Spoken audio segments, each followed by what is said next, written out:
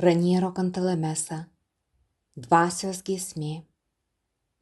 Apie šventąją dvasią pagal himną Veni Creator. Įžanga. 2000 metai vakarų krikščionių bažnyčiose pradėti iškilmingai giedant Veni Creator. Lygiai taip pat, kaip nuo pirmųjų antrojo tūkstančio dešimtmečių buvo pradedami kiekvieni metai, kiekvienas šimtmetis, kiekviena konklava, kiekvienas visuotinis susirinkimas, kiekvienas sinodas, kiekvienas bažnyčios gyvenimui svarbus įvykis, visų kunigų ar vyskupų šventimai ir praeityje kiekvieno karaliaus vainikavimas. Nuo XIX amžiaus, kai šis himnas buvo sukurtas, jis nepaliaujamai skamba visoje lotynų krikščionijoje, ypač per sekmines, kaip nenutrūkstama, itin iškilminga malda už visą žmoniją ir bažnyčią. Aišku, tai ne vienintelis ryšys, siejantis šventąją dvasią ir 2000 metų jubiliejų. Jubiliejus yra dvasinis įvykis, pirmiausia todėl, kad šventosios dvasios veikimu žodis priėmė kūną iš mergelės Marijos. Ta akimirka Parakletas, dvasia guodėja, aiškiausiai apsireiškė pasauliui kaip dvasia kūrėja. Šventas Ambraziejus sakė, negalime abejoti, kad yra kūrėja ta dvasia, kurią žinome, esant viešpaties įsikūnijimo autorė.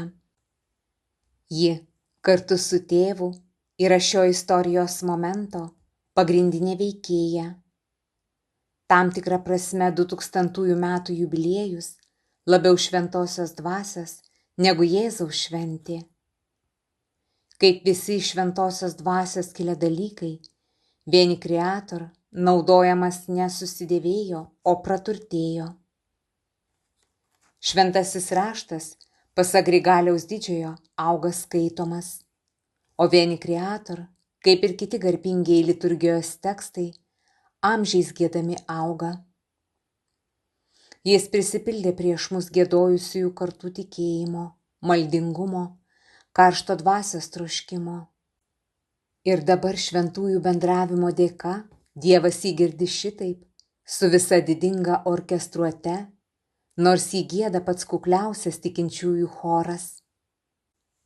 Todėl svarbu, kad gerai parepetavę šią giesmę, būtume deramai pasiruošę jo žodžiai šaukti šventosios dvasios naujame tūkstantmetyje. Tam ir skirta ši knyga. Apie himno kilmę rašoma įvairiose meditacijose, ypač paskutinėje. Dabar gana žinoti kai kuriuos svarbiausius faktus. Patikimiausiomis šiuolaikinėmis žiniomis Veni Creator autoriumi laikomas Rabanas Mauras, Fuldos Vokietijoje abatas ir Mainco arkivyskupas, gyvenęs 8 amžiaus pabaigoje ir 9 amžiaus pirmojoje pusėje, vienas didžiausių savo meto teologų, gerai išmanęs bažnyčios tėvus. Pirmąjį liudijimą, kad himnas oficialiai giedotas, aptinkame Reimso susirinkimo 1049 metų darbuose, kur rašoma, kad į salę įžengiant popiežiui, kleras labai pamaldžiai giedojo himną Veni Creator Spiritus. Tačiau jis turėjo būti jau ir anksčiau giedamas kai kuriuose vietinėse bažnyčiose ir vienuolynuose. Nuo to laiko himnas turi savo nuolatinę vietą visos bažnyčios liturgijoje. Veni Creator didžiai ekumeniškas, todėl ypač tinka ir mūsų epochai.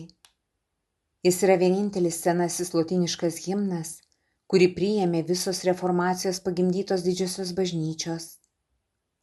Pats Liuteris asmeniškai parengė jo variantą. Nuo pat pradžių vyskupų konsekravimo apeigose himną gieda anglikonų bažnyčia. Jam skirta garbinga vieta ir reformatų bažnyčių sekminių himnologijoje. Tad Veni Creator leidžia visiems krikščionims susivienijusiems šaukti šventosios dvasios, tosios, kuri mus turi vesti į visišką vienybę, kaip veda į tiesos pilnatvę. Vieni Creator turėjo labai didelį pasisekimą ir už bažnytinės sferos ribų kultūroje.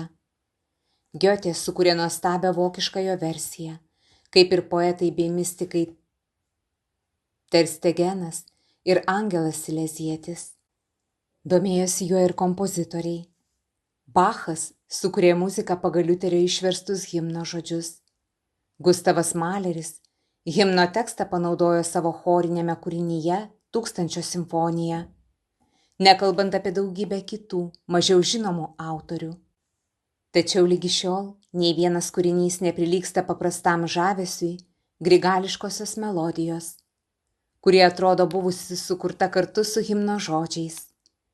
Ši melodija, girdima dvasinių pratybų arba sielovadinio susirinkimo pradžioje, išsyk įvesdina į dvasios slėpinio ir žavesio kupiną atmosferą. Tačiau tai knyga ne apie Vieni Creator, bet apie šventąją dvasią. Himnas yra tik žemėlapis, kurio prireikia einant atrasti teritorijos. Kai norima greit išmokti užsienio kalbos, taikomas visiško pasinėrimo metodas. Tam tikrą laiką vengiama kalbėti gimtąją kalbą arba kitomis kalbomis. Kalbama, klausomasi, mąstoma tik ta kalba, kurios mokomasi. Visiškai pasineriama į ją kalbančiųjų žmonių papročius ir kultūrą. Taip turėtume daryti ir mes, trokšdami išmokti šventosios dvasios kalbą. Tai užsienio kalba mums, kurie esame kūnas ir kalbame kūno kalba. Viena vertus, Vieni Creator žodžiuose sutelktas svarbiausias biblinio apreiškimo ir patristinės tradicijos mokymas apie šventąją dvasią. Kita vertus, kaip tik dėl savo biblinės kilmės, jie yra atviros struktūros, galinčios priimti visą, ką naują laikui bėgant apie šventąją dvasią bažnyčia atrado ir išgyveno. Tokios sekos bus laikomas ir mūsų apmąstymuose. Kaskart pradėsime nuo himne slypinčio turtingo biblinio ir teologinio pamato. Po to atsiversime naujoms perspektyvoms. Ir iš mokymo pirmiausiai semsimės įkvėpimo gyvenimui. Himno žodžiai yra tarsi medaus pilni koriai. Mūsų užduotis panaši į juos kopinėjančio bitininko darbą. Vis dėlto Vieni Creator ne tik gražus himnas, pilnas įtaigių motyvų. Jame slypi ir didinga šventosios dvasios vaidmens išganymo istorijoje teologinė vizija, kuri tikiuosi skaitant ims po truputį ryškėti. Jos privalumas yra tas, jog tai besimeldžianti ir šlovinanti teologija, nes doksologija yra vienintelis raktas, norint tinkamai kalbėti apie šventąją dvasią. Iš kokių šaltinių sėmėsi autorius, rašydamas savo himną, ir iš kokių semiamės mes, šiandien jį komentuodami. Kalbant apie tėvą, be šventojo rašto, apie Dievą mums kai ką sako ir filosofija. Kalbant apie sūnų, be šventojo rašto, į pagalbą mums ateina istorija, nes jis tapo kūnu ir regimai įėjo į mūsų istoriją. Kuogi išskyrus šventąjį raštą, remsimės kalbėdami apie šventąją dvasią? Atsakymas – patirtimi. Ne tik asmeninė kiekvieno paskiro tikinčiojo patirtimi, bet pirmiausiai amžiams bėgant bažnyčios sukaupta patirtimi, vadinama tradicija. Jei pasak tėvų įstatymas savyje nešiojo Kristų, bažnyčia nešioja šventąją dvasią. Reikia tik švelnių, kaip pribuvėjos rankų, kad dienos šviesą išvystų bažnyčioje subrendę dvasios vaisiai. Reikia ne tik praeityje bažnyčios sukauptos, bet ir šiandien išgyvenamos dvasios patirties.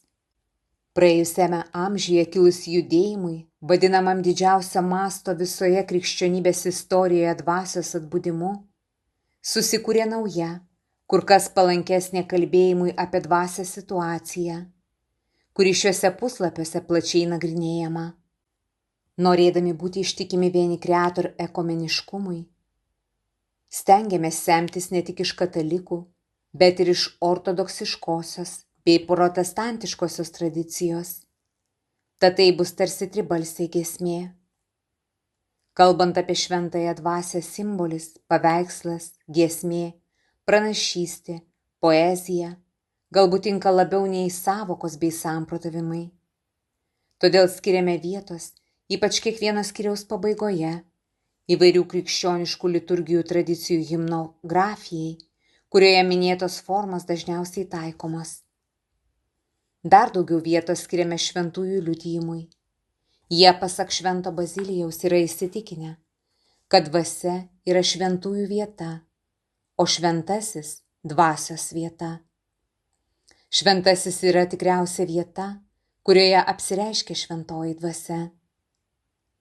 Knyga pavadinta Dvasios giesmė, nes joje komentuojamas vieni kreator himnas, praeityje ir iki šiol svarbiausia giesmė šventajai dvasiai. Jis tarsi Tedėjum ir glorija šventajai dvasiai. Mat ji šiose dviejose giesmėse trejybei beveik neminima. Tačiau ir pati knyga tebūna palanki ir nuolanki padėkos šventajai dvasiai ir jo šlovinimo giesmė įžengusi naują tūkstantmetį. Naują giesmę giedokite viešpačiui, dažnai sako šventasis raštas. Ar įmanoma šiandien giedoti naują giesmę dvasiai? Ką nauja apie ją galime pasakyti, kas dar nebūtų pasakyta? Taip galime, nes ji visą daro naują. Pati jos esatis yra naujovė. Pati šventoji dvasia yra visuomet nauja bažnyčios giesmė. Ji atjaunina viską, prie ko prisiliečia. Taip pat ir senuosius žodžius, kuriais žmonės bandė apie ją mikčioti.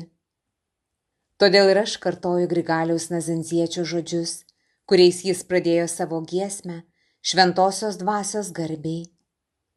Tad dabar mano širdie ko lauki, tu dvasios šlovę privalai giedoti.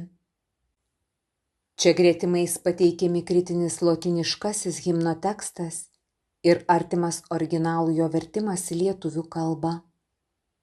Knygoje komentuojamos iš eilės daugmaž visos himno eilutės. Kiekvienai eilutei skiriama po skyrių. Pradedant gvildenti naują Veni Creator posmelį, skyriaus pradžioje autorius pateikia savo pažodinį vertimą. Juo ir remiamasi komentuojant tekstą. Ateik, kūrėja dvasia, aplankyk savųjų sielas, protus, mintis. Pripildyk iš aukštybių malonės savo sukurtųjų krūtines. Tu esi vadinama parakletu, aukščiausiojo Dievo dovana, gyvuoju šaltiniu, ugnimi, meile ir dvasiniu patepimu. Tu dovana septyneriopą, Dievo dešiniosios pirštas, Tėvo tikrasis pažadas, kalba praturtinantis burnas, gerkles. Apšviesk jusles, protą, įliek meilę į širdis, silpnus mūsų kūnus, sutvirtink amžina jėga. Priešą nugink tolyn, suteik nuolatinę ramybę, taiką, vesk eidama priešaky, kad išvengtume visko, kas pragaištinga. Per tave tepažinsime Tėvą, tepažinsime, tepriimsime ir Sūnų, tetikėsim visados tave, abiejų dvasią.